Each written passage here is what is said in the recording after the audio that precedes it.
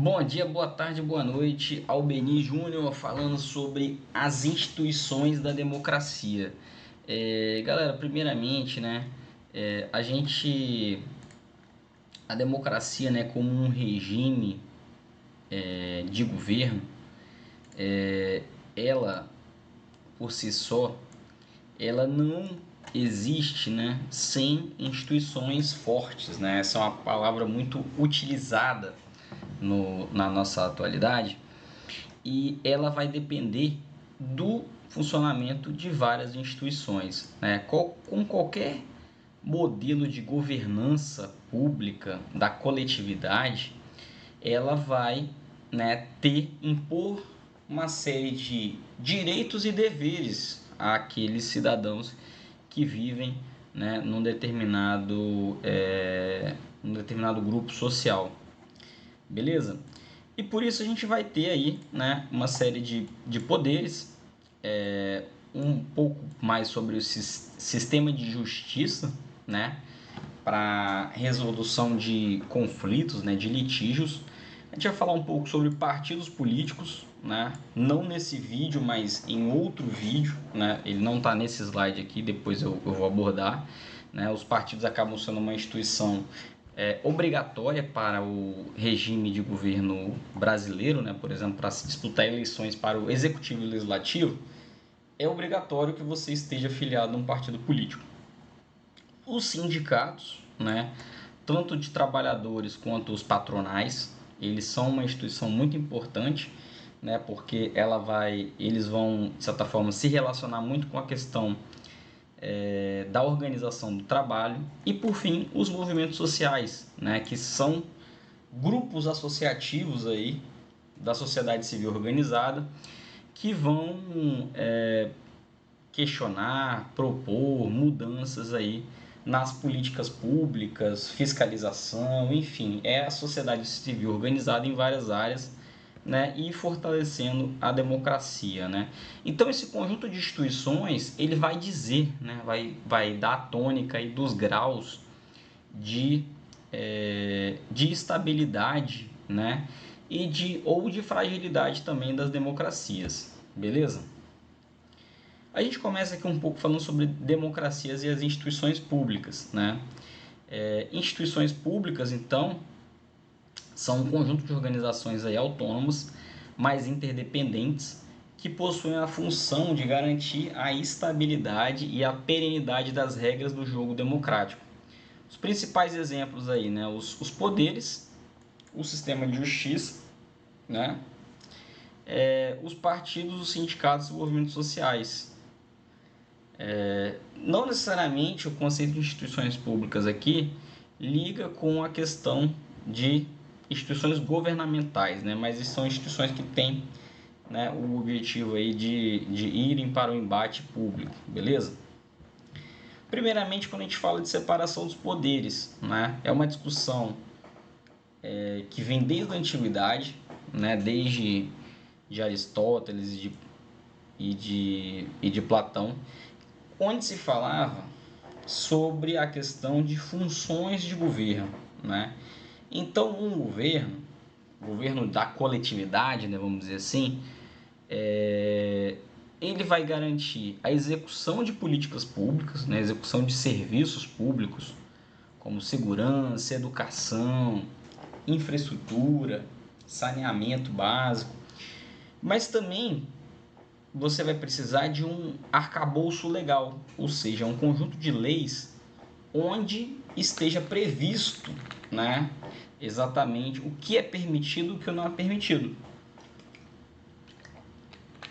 Esse é o âmbito legislativo. O âmbito judiciário é quando você tem um conjunto de normas aí que estão em conflito, né, ou estão em litígio, por exemplo. Então, o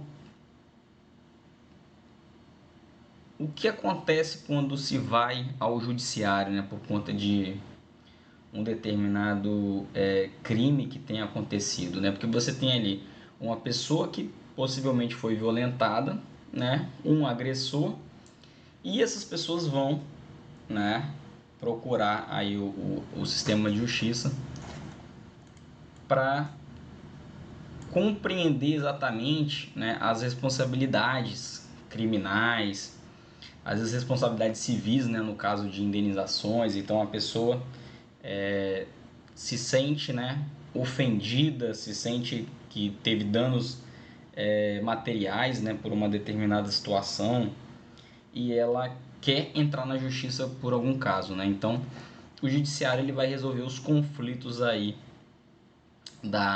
que acontecem no interior da sociedade. Então a gente tem as três funções, né? O Montesquieu, né, lá no século XVII, ele buscou então sistematizar, né, e também, claro, um processo civilizatório onde as pessoas foram analisando que era importante você ter essa independência, né, entre as funções governamentais. Porque se você concentra todos os poderes na mão de apenas um nível de poder ou de apenas um governo, você acaba criando aí tiranias, ditaduras, modelos autocráticos, né, que não tem na sua essência, né, o espírito democrático, né, o espírito de mudança, de dinâmica, beleza? Algumas funções aí que nós temos nos dias atuais, né, seja no legislativo, no executivo, no judiciário também. Então, hoje o legislativo ele faz emendas aos orçamentos, né? Orçamento da União, dos governos estaduais, dos governos federais também. A gente tem a aprovação de projetos de lei. Então, você tem aí um determinado projeto de lei que foi submetido, proposto pelo Poder Executivo, e ele vai ser analisado e aprovado pelo Legislativo. Você tem a possibilidade também de aprovação de medidas provisórias que foram enviadas pelo Executivo. No nosso Executivo, né, pensando a níveis municipais, estaduais e federais, você vai ter a gestão da política pública. Por mais que ela é aprovada, ela no final ela é aprovada o orçamento para cada área, né? Saúde, educação, segurança pública, o que vai gastar nas escolas de uma cidade, nas universidades federais, nas escolas do ensino médio do estado, por exemplo. Qual orçamento vai ter lá a segurança pública, seja a polícia militar, a polícia civil. Tudo isso é decidido, né, no âmbito do executivo. Claro que você precisa ter aqui essa aprovação pelo legislativo, mas quem vai gerenciar, quem vai ser o gestor desse recurso é o executivo. Né? Então, por isso acaba que o executivo ele tem uma áurea de poder, né, de maior nível de poder de resolver aí, né, ou de tomada de decisões, beleza? E o judiciário, né, como a gente falou, o importante nesse momento, né, é entender esse sistema de resolução, né, de litígios, aí, de conflitos que vão para a esfera jurídica, beleza? Aqui no sistema de justiça tem esse modelinho que é bem interessante, né? Que ele traz algumas instituições que são importantes aí que a gente estudou ao longo do nosso semestre, como Ministério Público, Defensoria Pública, né? OAB, Conselho Nacional de Justiça. Então aqui tem um pouco do sistema de justiça criminal no Brasil, né? Quando um crime é cometido, né, a gente tem aí a primeira instituição responsável pelo policiamento ostensivo, né? E repressivo nas nossas ruas, nossos ambientes públicos, a polícia militar. A polícia civil é a polícia judiciária, né? Então a polícia que vai de fato aí receber, né, essa demanda. O Ministério Público ele vai, né, de posse aí do inquérito, fazer toda a análise, né, daquele crime cometido, se de fato vai ter uma denúncia, né, daquela pessoa da determinado agressor, né, daquele determinado crime, e ele é depois aí considerado réu, né, perante o Poder Judiciário, né, de acordo com o que o Ministério Público encaminhou. Se essa pessoa tem um poder aquisitivo acima aí de 3, 4 salários mínimos, ele tem que contratar um advogado particular. Caso não tenha, ele tem direito à defensoria pública, assim como vários outras situações, né, corriqueiras. Então, a defensoria pública, ela acaba sendo esse órgão, né, de assessoria jurídica para pessoas com baixa renda. E o Ministério Público, ele vai ter essa função, né, de fazer esse processo investigativo sobre o crime, né, de posse aí das informações da Polícia Militar e da Polícia Civil. O Conselho Nacional de Justiça, a sua importância é porque ele é um órgão que recebe denúncias aí, né? Quem julga os juízes, né? É o Conselho Nacional de Justiça. Então ele é esse órgão responsável, né, por receber aí demandas jurídicas ou denúncias, né? Denúncias relacionadas ao judiciário. E aqui só para mostrar um pouquinho, né, sobre os graus superiores, né, que é o Supremo Tribunal de Justiça e o STF, que é o órgão responsável pelo controle de aplicações da constitucionalidade. Diferenças entre os dois é que o STJ ele é terceiro grau, né, de justiça. Ele vai receber aqui, né, às vezes um determinado caso individual de uma pessoa, né? Por exemplo, o indivíduo foi condenado na primeira instância, ele é condenado na segunda, ele recorre, e aí ele pode recorrer a um terceiro grau, que é o STJ.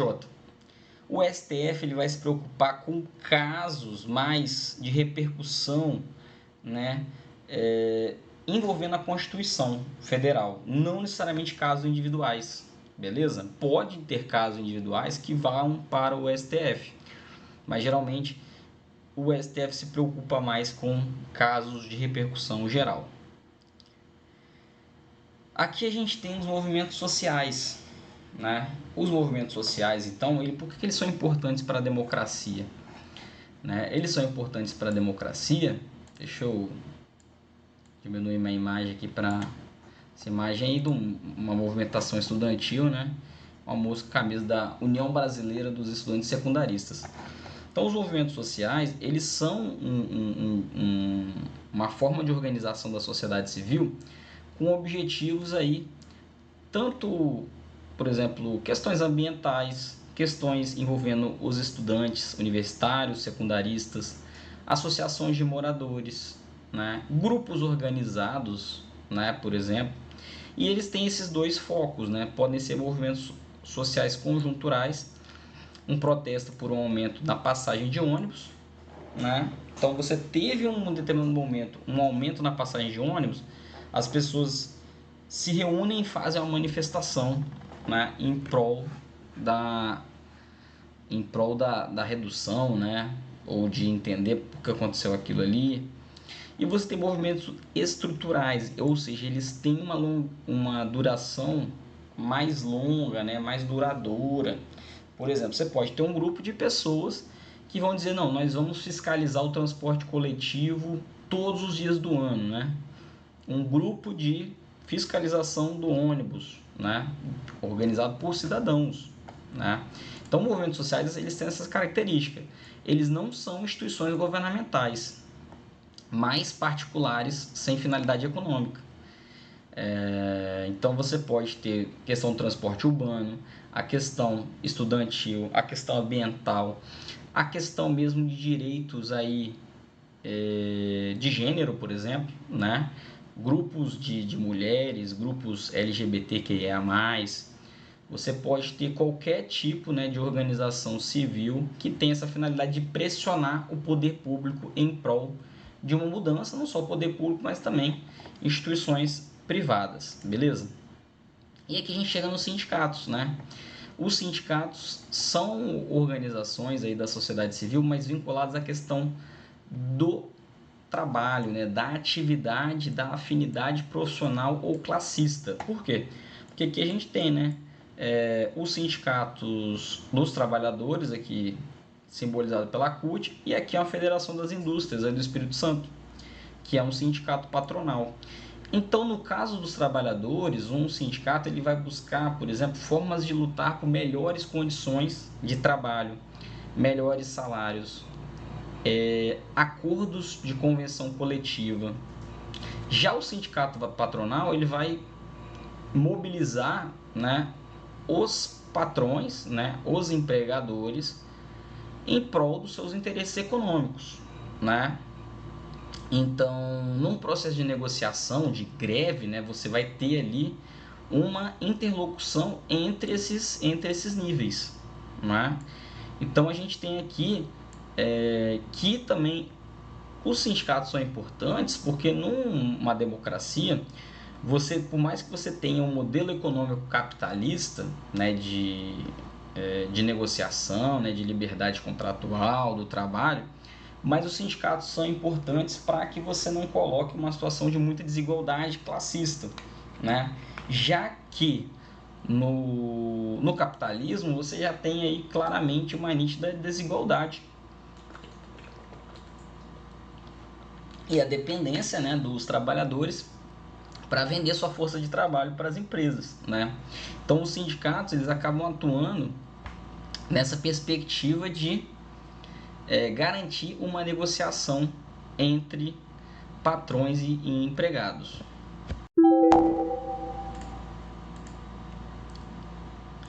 Beleza? Então é isso, galera. Aqui a ideia, né, foi basicamente aí trazer um pouco sobre essas instituições, sindicatos, sociais, sistema de justiça e a separação de poderes também para a gente entender um pouco, né, sobre essa relação entre as instituições públicas e a democracia, de como é importante, né, a gente ter aí essa rede, né, de instituições para que a democracia ela consiga, né, enfrentar aí os desafios do dia a dia. Beleza? Se gostou, comente, se inscreva e dê o seu like. Um abraço a todos. Valeu!